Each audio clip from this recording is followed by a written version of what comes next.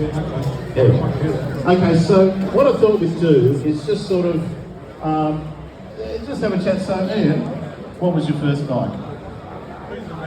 A Bees of Animal. And so it was all downhill from there, wasn't it? At least I didn't wear it now. That's true. So what was your second bike? Another piece of he didn't learn, he's not a fast learner, this guy. And I know that I think your first, so what got you into motorcycling? We had a bit of a chat about this last night. What got me to motorcycle, we had to get to school and back. But what got me to Ducatis was a friend called the 250 Desmo. And it loves the crankshaft very good or not.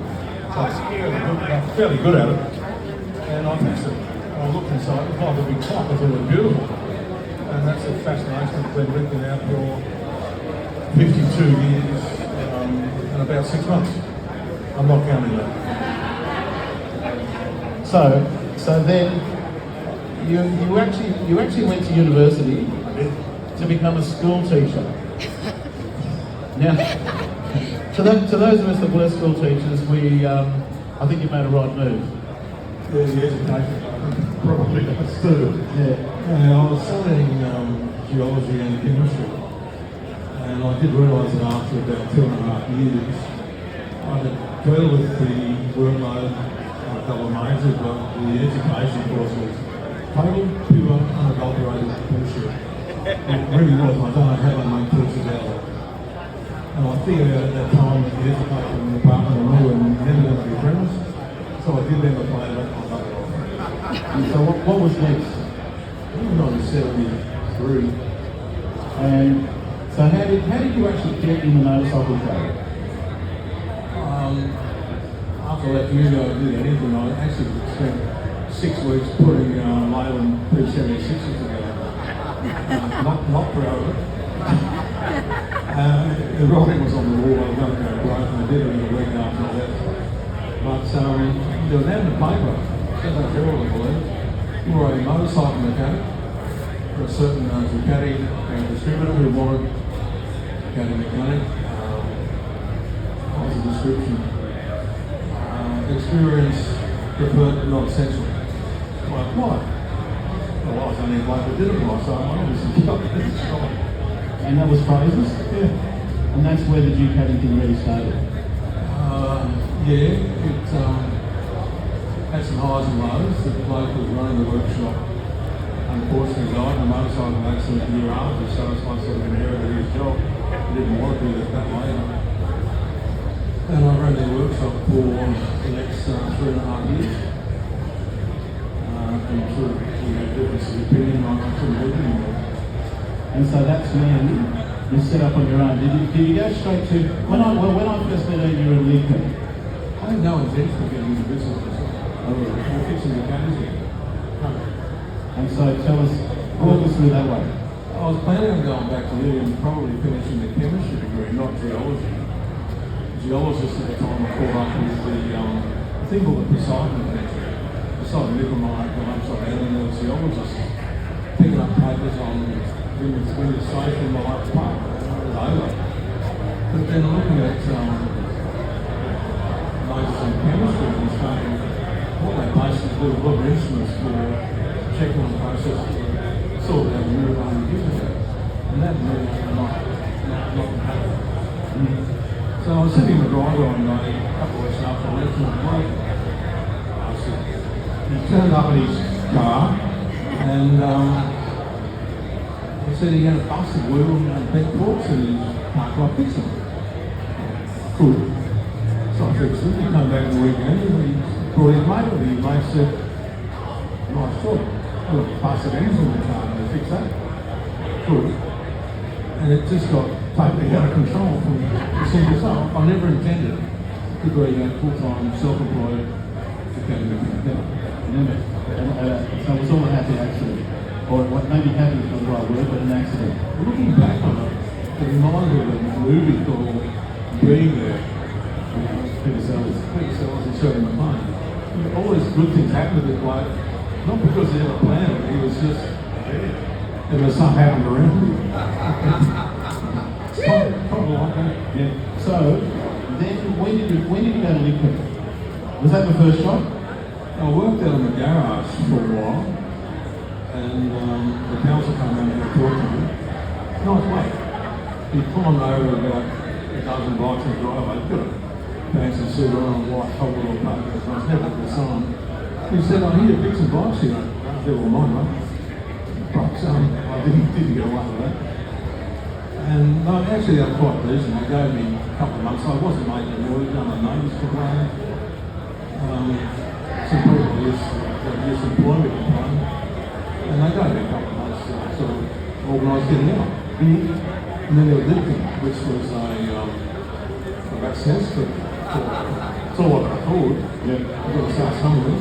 Well, it's funny because being a school kid, I took the Jim Paddy single engine along to Lidcombe, and I think I was in about year 10 at the time. I didn't have a licence, and my mum took me into Gowenloch. And it's not the sort of place I know I wasn't going to be like, I probably wouldn't have taken my mum.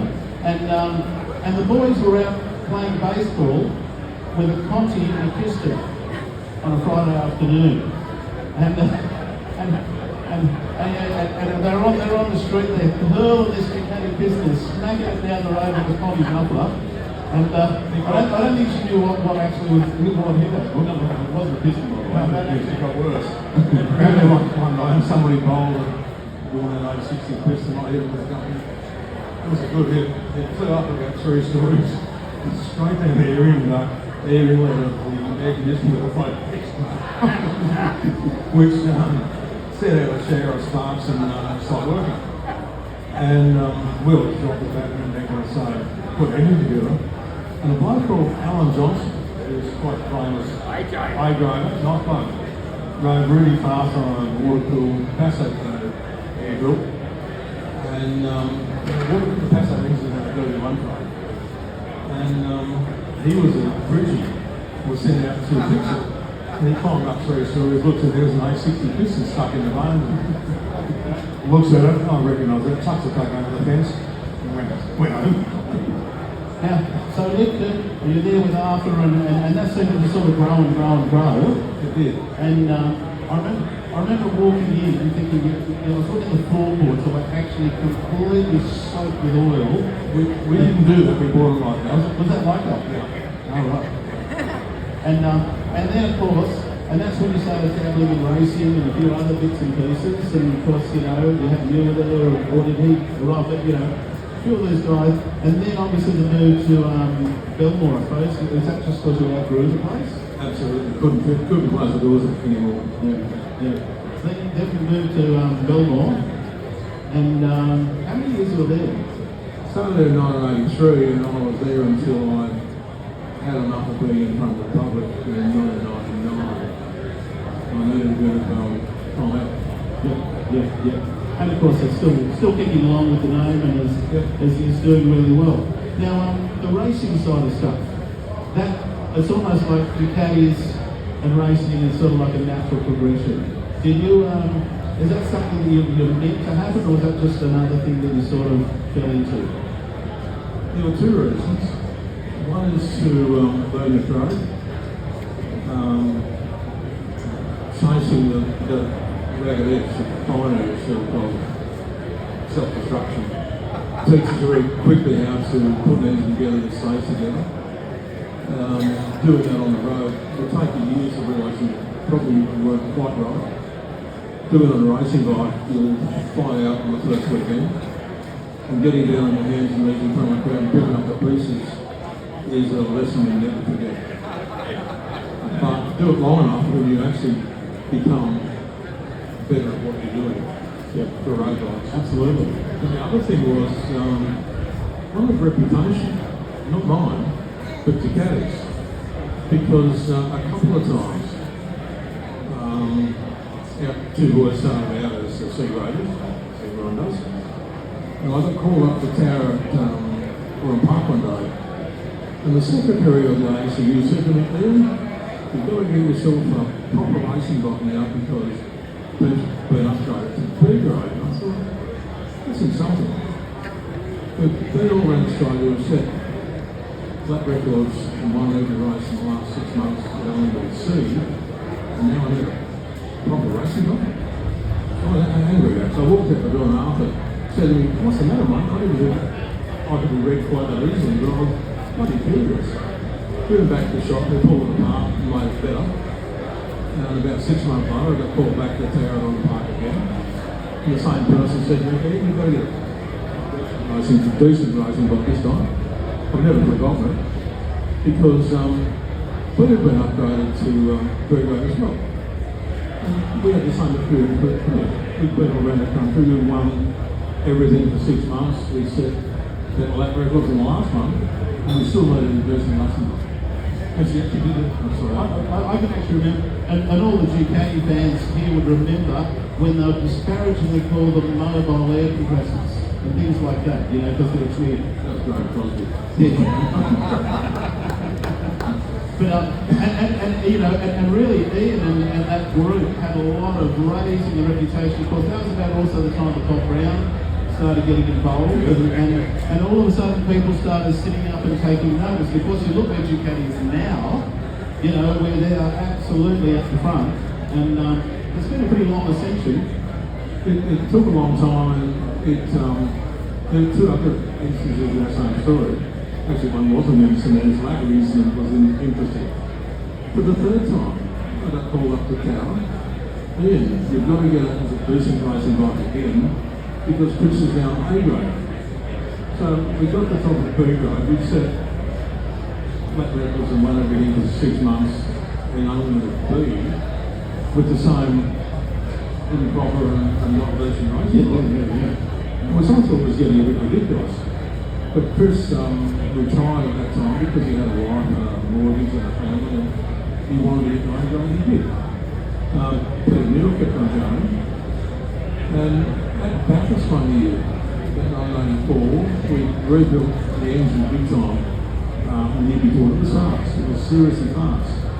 Raced it in the ARI, 75 starters, coming in 11th on the 2nd last lap, broke the crankshaft. And Pete pulled up the line, waited for Robbie Phillips to go past and pushed it across the line in 22nd place. But we thought that was not bad effort. We'd actually, we joined a club of people who made Delta go past. It was a big day for us. Middle of the afternoon, Pete says to me and Arthur, I'm first up in the morning on Unlimited River. And I looked at each other and we said a conversation, and you can do that, you can do that. We came down to lighting and balancing a crankshaft. Only I could do that. Okay, you go to sleep, I'll go back to Sydney. One of the crowd drove back to Sydney, got there about 6 o'clock. Up past 6 the next morning, I was driven back to Bathurst for a new crankshaft, lock the balance, all the rest of it. Valve seats all thinned out and tap it set again. His engine ready to go. Gave it to Arthur. I couldn't sleep, it was a safe full of burns. About half an hour later, massive noise as the thing started in that business at 7:30 in the morning, away for half an hour. And there it goes. Pete started out on pole position in the unlimited B, not bad for an indecent racing bike. And there were about 15 Kawasaki based superbikes and TZ350s, which is what I presume he was supposed to be having as well. And I'll never forget the day because as he took off on the straight, all we could hear was his caddy.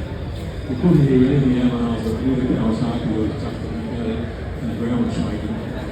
And he pulled out about 40 metres, put a lap right. He was crossing the line, the rest of them were starting into the braking area. And I didn't get called up to the tower. Oh, we needed a better racing bike. They just posted me the information.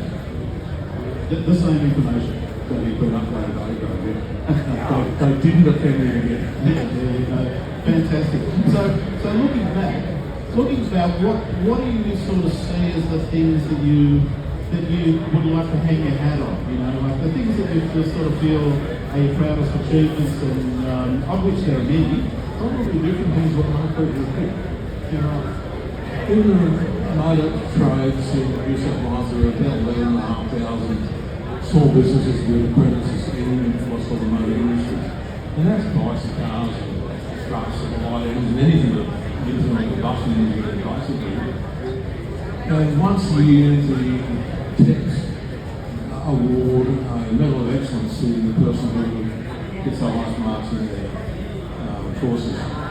And my bloke's won it 3 times in 40 years. Yep. And that's how giving back to, isn't it? It is. It would have been 4 us, except 2 of them in the same class. And the head of Sydney Tech, when he going out to see what was going on, said they were half a mark apart from everybody else. But the head of Sydney Tech came out to the shop and spent a half a day finding out what had gone on. Because that's an uncommon occurrence. And I know just from running this thing, and I rang in a little early in the year and I said, oh, we're doing Italian bikes and da-da-da-da-da. And the amount of old friends and everything, I said, hey, listen, I'm not even I'm not down. They go, oh, I've got to be there. I've got to be there. It's interesting how over those years there's this, and the loyalty actually comes out of not just the knowledge, it actually comes out of the guy, you know. Like I know as a young 16-year-old kid going on to Gowenloch, and I was always treated really fairly, and it happened the whole time. And I know that there's lots of people in this room who you all knew when you went in that you'd have a year who would give you a guy sort of freely and fairly, and you know, and establish a lot of loyalty in the motorcycling community. So to me, that's a really big thing. That again is an interesting point. Not religious, in fact, I don't know, I think it's something I pretty well with. There's a bit in the Bible that says to treat people as you like and treat yourself living. And to run a business like that, it's not rocket science, it's a very simple procedure. Imagine yourself on the other side of the counter and how you might be treated when you walk in the door, when you go to the park, when you get your life kids. And that was always the guiding principle. Yep, absolutely. Now, Ian's here all weekend, folks, and I know that there's lots of people been catching up with him over here and all this sort of thing. That's part of having Gowie here, is that it's time for him to catch up with some of the old guys and girl. And, I'm the call the boys. Yeah, that's the Legend! Yeah. So, ladies and gentlemen, can we please thank Mr. Ian? He will be back here tomorrow. Thank Mr. Ian Gowenloch. It's so great to have him here. It's a real privilege for all.